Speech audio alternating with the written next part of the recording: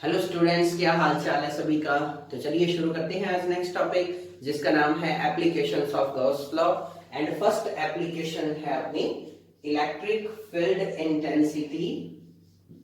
Electric field intensity due to an infinite line charge. Okay, means अपने पास एक wire है जिसकी लेंथ है इनफाइनाइट एंड अपने को उस वायर के कारण उसके आसपास इलेक्ट्रिक फील्ड फाइंड आउट करना है। मीन्स जो अपनी फर्स्ट एप्लीकेशन है, then according to this application we have to find out electric field intensity due to a wire, due to a charged wire of infinite length. Clear? तो proper way में start करने से पहले कुछ अपने समझते हैं। ये अपने पास सपोज दैट एक वायर है और इसकी लेंथ जो है वो इनफाइनाइट है, ठीक है। एंड इस पर जो है पॉजिटिव चार्ज यूनिफॉर्मली डिस्ट्रीब्यूटेड है। क्लियर? अब अपने को पता है कि ये वायर अपने अराउंड एक टाइप का फील्ड जनरेट करेगी, डेवलप करेगी, और उस फील्ड को अपने क्या बोलते हैं? Electric field. और वही हमें फाइंड आउट करना है। सपोज दैट अगर मैं यहां पर फाइंड आउट करना चाहूं, देन मैं यहां लेट कर लेता हूं any point P, then due to this small part of wire electric field at point P in this direction होगा, ठीक है। And due to other part of wire, अब यहां से electric field in this direction होगा। इसी तरह से यहां पर कोई पार्ट है, due to that part direction of electric field will be in this side. तो इलेक्ट्रिक फील्ड कुछ इन डायरेक्शंस में होगा। इसको मैं नाम दे देता हूं E1 वेक्टर एंड इसको मैं नाम दे देता हूं E2 वेक्टर। क्लियर? जस्ट अपनी ये एक साइड ही की है, ऐसा मतलब हर जगह इधर उधर होगा। अब देखो, suppose that this one is an angle theta, और अगर ये डिस्टेंस इस डिस्टेंस के इक्वल है, दोनों इक्वल है, then this one will also be equals to theta. तो ये एंगल भी अपना क्या हो जाएगा? थीटा। एंड ये थीटा है तो अपने को पता है ये भी थीटा होना है, और ये भी क्या हो जाना है? थीटा। क्लियर? अब बात ये है कि if this one is x axis, अगर अपने पास ये x एक्सिस है like this, then there will be two component of electric field E1 vector and also of electric field E2 vector। तो दोनों के कंपोनेंट बनेंगे। अब आप खुद सोचो, along y axis, ये अपने पास को दैट y axis है, डाउन साइड भी और उस साइड भी, then along x axis जो कंपोनेंट होगा that will be E1 cos theta, while along y axis जो कंपोनेंट होगा वो होगा E1 sin theta। हो गया। सिमिलरली यहां पर जो कंपोनेंट होगा वो होगा ड्यू टू E2, इसकी वजह से E2 cos theta and down side आ जाएगा E2 sin थीटा। क्लियर?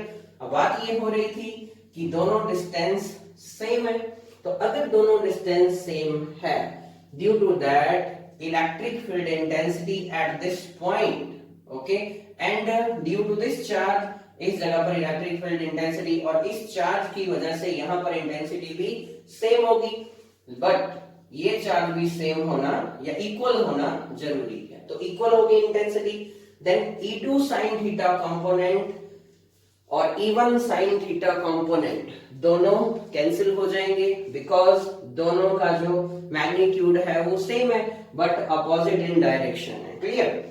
तो अब बात ये हुई कि सिर्फ अपने पास cos थीटा कंपोनेंट्स ही बचेंगे और उनको हम ऐड कर देंगे एंड प्रॉपर वे में अपने को एक साइड में इलेक्ट्रिक फील्ड इंटेंसिटी मिल जाएगी। क्लियर?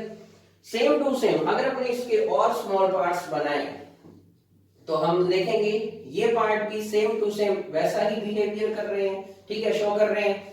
ये इनके भी जो वर्टिकल कंपोनेंट होंगे कैंसिल हो जाएंगे और जो हॉरिजॉन्टल कंपोनेंट होंगे ऐड हो जाएंगे। Means due to this charged wire electric field इसके जस्ट परपेंडिकुलर डायरेक्शन में ही आएगा, यानी कि ये अगर वायर है तो इलेक्ट्रिक फील्ड इधर उधर ही आएगा, around the wire in perpendicular direction. Clear? तो अब अपना टॉपिक स्टार्ट होता है। तो देखो, अपने पास एक लाइन चार्ज है या एक वायर है of infinite length, clear, and uniformly उसको हमने क्या कर रखा है, चार्ज कर रखा है। क्लियर?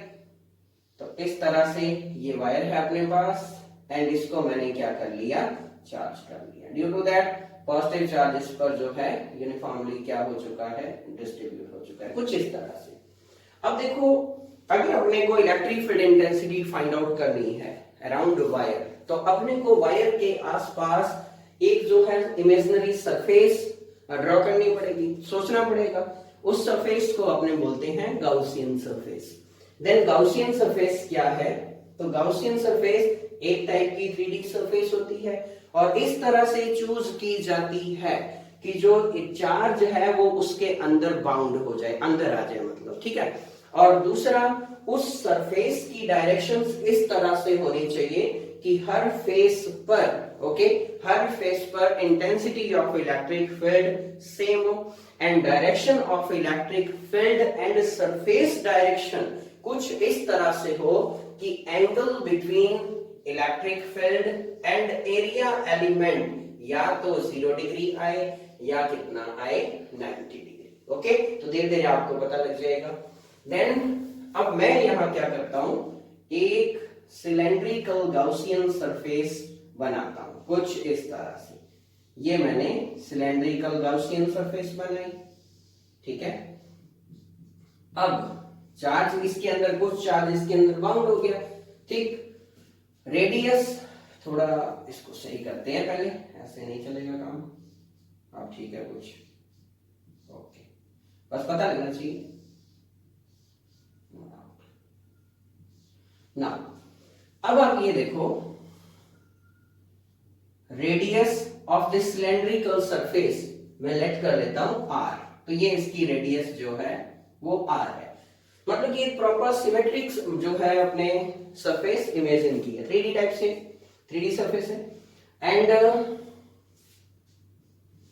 अब ये देखो, let there is any point P, यहां पर अपने पास कोई पॉइंट P है जहां हमें क्या फाइंड आउट करना है, इलेक्ट्रिक फील्ड। अब आप ये सोचो, इस पॉइंट को मैं यहां भी लेट कर सकता हूं, डिस्टेंस कितनी है r, यहां भी कर लो, डिस्टेंस कितनी है r, ठीक है। यहां और यहां नहीं करेंगे बिकॉज यहां और यहां इलेक्ट्रिक फील्ड इंटेंसिटी 0 आएगी। कैसे आएगी वो भी देखते हैं, ओके। नहीं तो फिर आप याद करो, गाउस ये इलेक्ट्रिक फ्लक्स क्या कहता था, integration of E ds cos theta.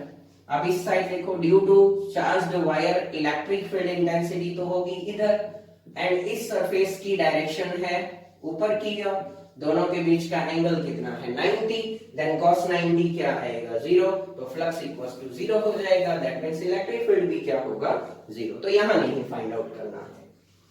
Late direction of electrical at point P होगी अपनी इन दिस साइड, और ये जो छोटी सी सरफेस है अपने पास एक्चुअल में ये सिलेंड्रिकल सरफेस है और इसका ये सरफेस का थोड़ा सा एरिया है। Then direction of this area is also in this way, ds, and angle between E and ds is equals to 0 degree. हो गया। सेम टू सेम ये जो अपने पास सरफेस है, सिलेंडर की टोटल कितनी सरफेस है, 3। कौन सी, एक तो है ये सिलेंड्रिकल और ये ऊपर जो है कौन सी वाली है, सर्कुलर टाइप से, ओके। नाउ इस सरफेस की डायरेक्शन किधर है, परपेंडिकुलर टू द प्लेन, ऊपर की, और इसकी डायरेक्शन किधर है, एक ये भी है अपने पास, in down side, ds vector. Electric field intensity due to charged wire किधर है, इधर की ओर, और इसमें भी इधर है। In this case angle theta is equals to क्या है, 0, और इस केस में एंगल थीटा इक्वल्स टू क्या है, 0 डिग्री।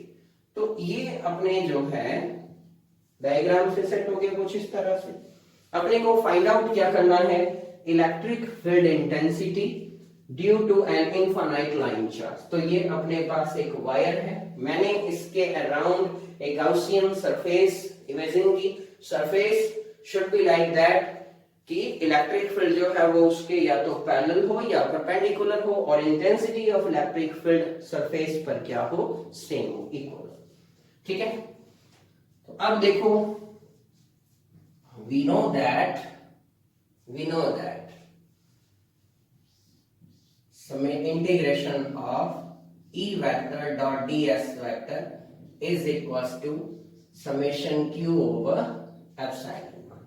क्लियर, इलेक्ट्रिक फ्लक्स की जो डेफिनेशन है गाउस लॉ है, by the Gauss law, clear, by Gauss law we know that integration E ds equals to summation q epsilon naught। अब अपने इस पूरी सरफेस को, इस पूरे सिलेंडर को तीन पार्ट्स में डिवाइड कर लेते हैं। दिस वन इज S1 और ये जो सर्कुलर है इसको नाम दे देते हैं S2 एंड दिस वन हो जाएगा S3।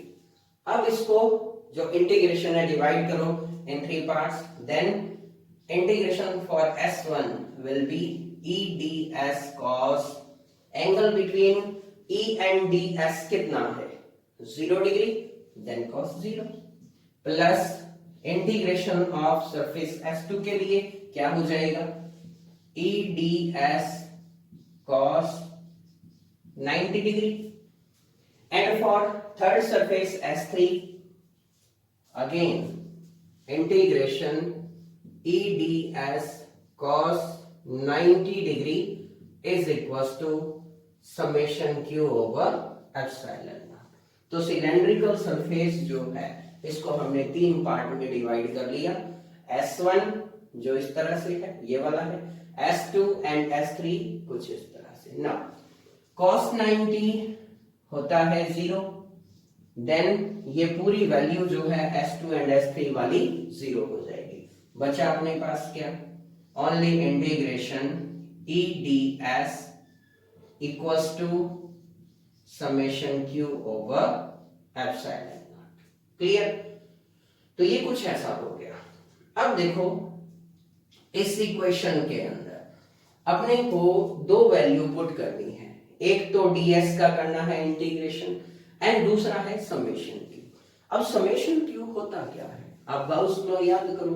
गाउस लॉ क्या कहता था कि electric flux linked with any closed surface is equals to 1 over epsilon naught times of summation q and charge q should be enclosed और चार्ज q जो है वो उस सरफेस के अंदर होना चाहिए। ठीक है, तो हमारे पास ये जो समेशन q है ये वो चार्ज है जो इस गाउसियन सरफेस के अंदर है। मैं इसको q भी लिख सकता हूं, ओके।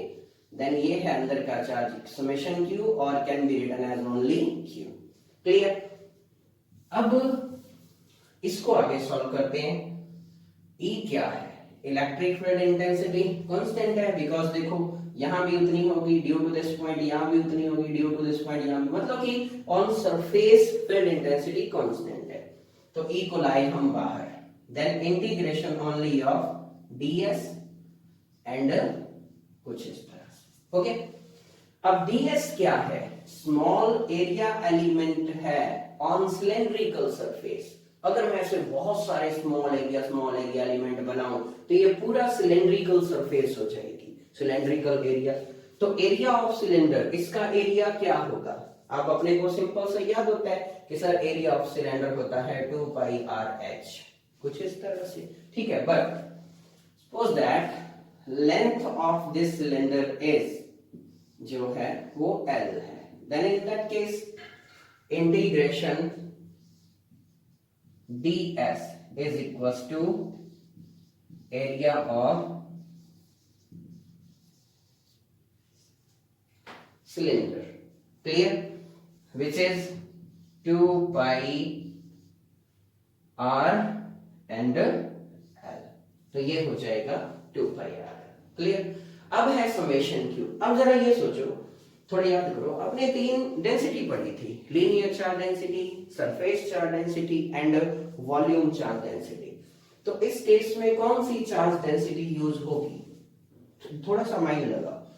लीनियर चार्ज डेंसिटी में चार्ज क्या होता था, ऑन वायर या रिंग वगैरह पर होता था। सरफेस चार्ज डेंसिटी में चार्ज क्या होता था, ऑन सरफेस वगैरह होता था, ठीक है। और वॉल्यूम में वॉल्यूम। अब चार्ज कहां पर है, इस सिलेंडर पर है या इस वायर पर है, सोचो। तो चार्ज है वायर पर, तो अपने कौन सी डेंसिटी यूज करेंगे, linear charge density. Then according to linear charge density lambda is equals to q over length l। कुछ q क्या है, चार्ज, और l क्या है, लेंथ, ठीक है। Then from here q will be lambda l। अब q की वैल्यू ये है और ds का इंटीग्रेशन किया तो उसकी वैल्यू ये है। ये दोनों वैल्यू इस इक्वेशन में पुट कर देते हैं। Then we get e dot, this one is 2 pi rl and summation q which can also be written as only q and is equals to lambda l over epsilon। then l to l cancel और अपने को क्या मिला, e dot 2 pi r is equals to lambda over epsilon। हो गया। अब यहां से E is equals to lambda over 2 pi epsilon naught and r। 2 pi epsilon naught तो हमने नहीं पढ़ा, 4 pi epsilon naught पढ़ा है। Then 2 से multiply and 2 से divide करो, then it become 4 pi epsilon naught r। हो गया। Now 1 over 4 pi epsilon naught क्या होता है, K। Then electric field intensity at point P will be E equals to 2 K lambda by R। ये कुछ इस तरह से हो जाएगा। एंड इन वेक्टर फॉर्म होगा 2 K lambda by R and R cap। Because direction किस साइड आ रही है, देखो इलेक्ट्रिक फील्ड की along distance r या along radius है, देन अपने इसको r कैप में भी फॉर्म में भी लिख सकते हैं। तो ये अपने पास आ गया electric field intensity due to an infinite line charge. अब देखो यहाँ पर इलेक्ट्रिक फील्ड जो है वो दो चीजों पर डिपेंड कर रहा है, एक तो चार्ज डेंसिटी पर एंड दूसरा डिस्टेंस r पर। तो डिस्टेंस r के तो इनवर्सली प्रोपोर्शनल हो जाएगा और लैम्डा के directly proportional to the lambda होगा, ठीक है। देन अगर ग्राफ बनाओगे बिटवीन E एंड R तो वो तो बनेगा कुछ इस तरह से, because electric field is inversely proportional to the R। And graph बनाओगे बिटवीन E एंड लैम्डा तो वो बनेगा एक सिंपल स्ट्रेट लाइन में, because electric field is directly proportional to lambda. तो ये था अपना टॉपिक या first application of Gauss law. तो स्टूडेंट्स अब अपने सेकंड एप्लीकेशन की ओर चलते हैं। देन सेकंड एप्लीकेशन जो है उसका नाम है electric field due to an infinite uniformly charged non conducting sheet and sheet। okay, electric field due to an infinite uniformly charged non-conducting sheet। तो अब अपना टॉपिक ये है। तो देखो इसमें अपने को करना क्या है, नाम से ही पता चल रहा है, अपने पास एक नॉन कंडक्टिंग शीट है और उसको हमने चार्ज दिया तो चार्ज उस पर यूनिफॉर्मली डिस्ट्रीब्यूट हमने कर रखा है। क्लियर। अब हुआ क्या, तो सबसे पहले अपने को वो शीट बनानी पड़ेगी कुछ इस तरह से। तो ये है uniformly charged non conducting sheet. Charge कर लेते हैं इसको। मैं एक बार इसके हर जगह चार्ज नहीं बना रहा, ओके, समझाने में थोड़ी प्रॉब्लम होगी, नहीं तो थोड़ा बहुत बना लेते हैं, फिर अपने इसको पूरा कर देंगे, ठीक है। अब अगर मैं इसके इधर उधर फाइंड आउट करना चाहूँ तो सबसे पहले मेरे को गाउसियन सरफेस ड्रॉ करनी पड़ेगी, ओके। तो गाउसियन सरफेस अपनी वैसी है, बस ध्यान रखना है गाउसियन सरफेस थोड़ी प्रॉपर वे में हो, इलेक्ट्रिक फील्ड इंटेंसिटी जो है सेम हो फेस पर, और दूसरा जो चार्ज है वो एनक्लोज्ड होना चाहिए। सबसे इंपॉर्टेंट बात कैसे, अब आप जरा सोचो, अगर ये शीट के मैं एक साइड ही सिलेंडर लगाता तो शीट का इधर भी तो इलेक्ट्रिक फील्ड बनेगा, ठीक है। तो चार्ज वो एनक्लोज्ड नहीं हुआ तो मेरे को दोनों तरफ से सिलेंडर लगाना पड़ेगा और बीच में जो चार्ज आएगा वो एनक्लोज्ड हो जाएगा, ठीक। तो इस तरह से ये अपने पास हो गया कुछ ऐसे, ओके ना। अब इस सरफेस की डायरेक्शन किधर है, नाम से देखने से ही पता चल रहा है, in this side, and direction of this area also in this side, ds vector.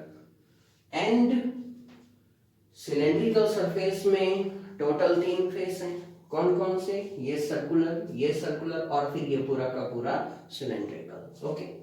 Then अब मैं चाहे तो इस पार्ट की डायरेक्शन आप लेट कर लो, चाहे इसकी कर लो, चाहे इसकी कर लो, चाहे इसकी, बात तो एक जैसी रहनी है। इस सरफेस की डायरेक्शन इधर। अब ये यूनिफॉर्मली चार्ज्ड है, ओके। इस पॉइंट को मैं ओ नाम दे देता हूँ, इस पॉइंट को ओ नाम दे दिया, चलो यहीं लिख देते हैं। And this one is distance r and this one is also equals to r and charge इस पर uniformly distributed है, ठीक है। The radius of cylinder is small a and of this one is also a, तो फिर ये भी क्या है, a है, ओके। अब ये चार्ज है तो इसकी वजह से इलेक्ट्रिक फील्ड इंटेंसिटी इधर की ओर होगी। Then at this point electric field intensity will in this direction, then theta equals to 0 degree। और इधर अगर आप देखो तो अब ये शीट है अपने पास, ऐसे एक शीट है, इस साइड का जो चार्ज है due to that electric field intensity इधर, अब शीट के यहां भी तो है, इसकी फील्ड इंटेंसिटी इधर, तो एक फील्ड इंटेंसिटी इधर भी होगी। अब यहाँ दोनों का एंगल, दोनों के बीच का एंगल 0 डिग्री हो गया वंस अगेन, और इधर भी जो एंगल है 0 है, बट इधर आप फील्ड इंटेंसिटी यहाँ तो इधर ही है, and angle theta equals to कितना है, 90 degree, okay clear. Gaussian surface अपने पास सिलेंड्रिकल शेप में है और इस तरह से प्रॉपर बना लेना है। अब अपने बाय गाउस लॉ लिखते हैं, तो क्या कहता है Gauss law, then according to Gauss law integration of E ds cos theta is equals to summation q over epsilon naught, ठीक है। where summation q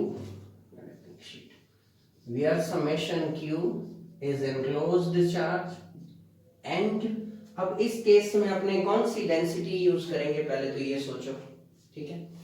charge on surface है या वायर पर है या एज ए वॉल्यूम डिस्ट्रीब्यूटेड है, तो यहाँ सरफेस पर है, ध्यान रखना शीट थिन है, बहुत थिन, तो चार्ज इसकी सरफेस पर है, तो हम यूज करेंगे surface charge density, okay. And you know that surface charge density is equals to charge over area, क्योंकि कौन सा एरिया, जिस पर चार्ज है, ओके, और एनक्लोज्ड वाला, ठीक। तो इसको अभी जरूरत नहीं, नेक्स्ट स्टेप में देखते हैं। अभी इंटीग्रेशन 3 पार्ट्स में डिवाइड होगा, this one is s1, this one is s2 and this one is s3, clear. Then integration s1 e ds cos 0 degree for this, और दूसरी सरफेस का कितना है, integration s2 eds cos 0 degree, and of third one is eds cos 90 equals to summation q over epsilon naught, कुछ इस तरह से हो गया, ठीक। अब cos 0 equals to 1 एंड ये 0, तो ये तो गायब, सिर्फ ये दो बचे, देन ये आ जाएगा इलेक्ट्रिक फील्ड। अब देखो at point this, suppose that this one is p and this one is p dash, कहीं भी देखो डिस्टेंस सेम है, हमने वैसे तो डिस्टेंस पर डिपेंड नहीं करेगा, ये रिजल्ट में आ जाएगा, बट अगर अपने वैसे ही सोचें तो इलेक्ट्रिक फील्ड इंटेंसिटी सेम होगी दोनों पर, बिकॉज साइज सेम है, ठीक है, प्रॉपर वे में है, तो इलेक्ट्रिक फील्ड कांस्टेंट है, इसको रखा बाहर, देन ये आएगा S1 और साथ में ds। ठीक, similarly for this one E integration S2 ds ds equals to summation q over epsilon naught. हो गया। अब देखो integration of ds for S1। अब S1 के लिए अपने कर रहे हैं, S1 सर्कुलर शेप में है, ठीक है, एक टाइप से सर्कल है, देन एरिया ऑफ सर्कल हो जाएगा। यहाँ क्या होगा, ऐसे करोगे तो सर्कल ही बनेगा, तो हो जाएगा पाई और रेडियस इसकी a है, देन a square.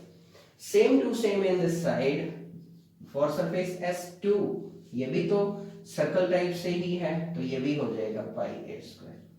And charge q, because charge कहाँ डिस्ट्रीब्यूटेड है, चार्ज है सरफेस पर, तो हम क्या यूज कर रहे हैं, surface charge density sigma is equals to q over s। Then from here charge q is equals to sigma and s। अब ये सरफेस कौन सी आएगी, ये वो सरफेस आएगी जिसमें चार्ज एनक्लोज्ड है, चार्ज अंदर बंद है। तो चार्ज ये वाला बंद नहीं है, चार्ज सिर्फ इसके अंदर जो है वो एनक्लोज्ड काउंट होगा, तो इस सरफेस का एरिया काउंट होगा। बस यही थोड़ा सा इंपॉर्टेंट पॉइंट है। एंड एरिया क्या है इसका भी, पाई a स्क्वायर। तो अब मैं यहां भी क्या पुट कर दूंगा, q की जगह sigma pi a square over epsilon naught. हो गया। अब देखो अगर आपको डायरेक्ट करना है तो इसका इंटीग्रेशन s लिख दो, यहां पर इसका भी s लिख दो, समेशन q का भी सिग्मा s हो जाएगा। s जो है वो एरिया है, इसका और इसका सेम है, तो अपने को फॉर्मूला लिखने की भी जरूरत नहीं है। पाई a स्क्वायर ये अपने पास आ गया 2e pi a square is equals to sigma pi a square over epsilon naught। then pi a square से pi a square cancel, तो e is equals to आया sigma over 2 epsilon naught। बस खत्म। Okay done. अब आप देखो electric field intensity किधर की ओर है, perpendicular to the surface in outward side, away from the sheet, ऐसे कुछ है। देन वेक्टर फॉर्म में हो जाएगा E vector is equals to sigma over 2 epsilon naught and n cap, where n cap is a unit vector which is used to define direction, and direction is perpendicular to the surface in outward side. हो गया। तो ये था अपना topic. अब यहाँ पर जो इलेक्ट्रिक फील्ड है वो इस डिस्टेंस पर डिपेंड कर रहा है क्या, देखो यहां से नहीं कर रहा। मींस अगर अपने इसका ग्राफ बनाए, डस्टर कहां चला गया, अगर इसका अपने ग्राफ बनाए तो वो कुछ इस तरह से बनेगा, electric field and distance r में, और दूसरा हो जाएगा between field and density means sigma and e, ये तो डायरेक्टली प्रोपोर्शनल हो जाएगा नो डाउट। बट यहाँ देखो इलेक्ट्रिक फील्ड तो है, हम ग्राफ को जीरो से नहीं चला सकते कि ऐसे ही चला दिया इधर, ऐसा तो नहीं हो सकता। इलेक्ट्रिक फील्ड है बट डिस्टेंस पर डिपेंड नहीं कर रहा। तो अगर मैं सपोज दैट लेट करूं यहाँ पर डिस्टेंस जीरो है तो भी फील्ड है, डिस्टेंस थोड़ी सी इंक्रीज हुई तो भी है, तो भी है, तो भी है, कहने का मतलब इलेक्ट्रिक फील्ड ओके इस r के साथ साथ वेरी नहीं होता। तो ये थी अपनी सेकंड एप्लीकेशन। तो चलते हैं अपने थर्ड एप्लीकेशन की ओर, जिसका नाम है अपने पास electric field due to an uniformly charged infinite conducting plate. तो अब अपने पास जो है एक कंडक्टिंग प्लेट है। सबसे पहले तो प्लेट और शीट में डिफरेंस अपने को पता होना चाहिए। शीट जो है वो थिन होती है, प्लेट को अपने थिन नहीं कहते, इसकी थोड़ी सी थिकनेस होती है। तो बनाते हैं इसको। तो देखो ये अपने पास होगा कुछ वैसे ही, ज्यादा डिफरेंस नहीं है, बस थोड़ा सा ध्यान रखना है कि चार्ज जो है वो किस तरह से है। तो ये इसको थोड़ा ठीक कर लेते हैं कुछ इस तरह से। ओके डन, ठीक है, नाउ ओके एकदम ठीक है। तो ये अपने पास एक थिक प्लेट हो गई end of infinite size, size जो है इसका कुछ इस तरह से इनफाइनाइट में आ जाएगा। हो गया। अब वो यूनिफॉर्मली चार्ज है और ये सॉलिड भी है।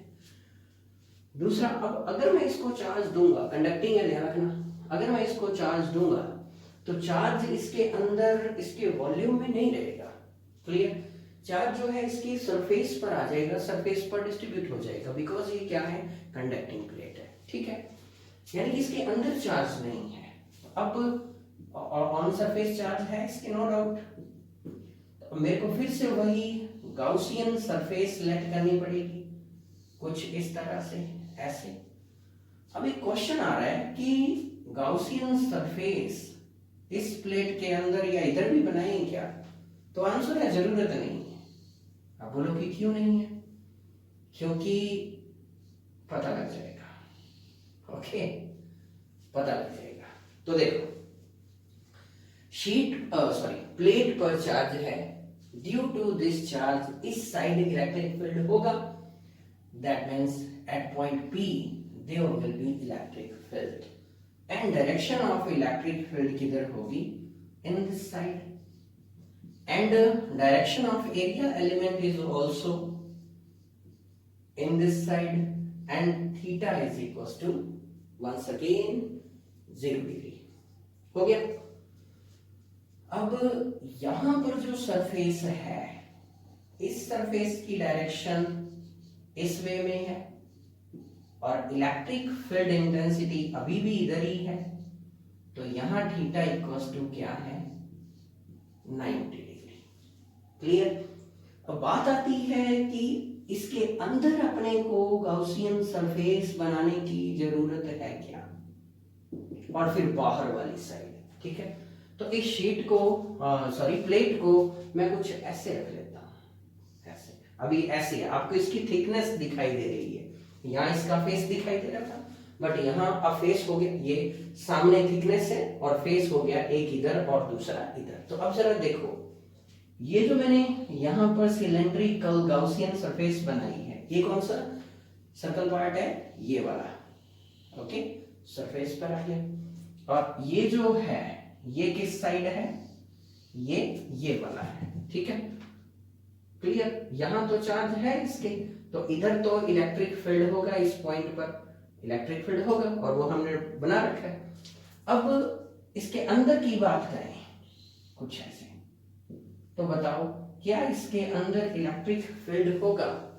तो आंसर है नहीं होगा, बिकॉज गाउस लॉ ये कहता है charge should be enclosed in Gaussian surface. Gaussian surface के अंदर चार्ज होना चाहिए। अब यहाँ तो चार्ज ही नहीं है, चार्ज तो ऑन सरफेस आ गया, तो फिर यहाँ पर इलेक्ट्रिक फील्ड इंटेंसिटी होगी 0। जब फील्ड ही 0 है तो सरफेस बना करके उसको शो करने की जरूरत नहीं है, इस वजह से इसके अंदर नहीं होगा।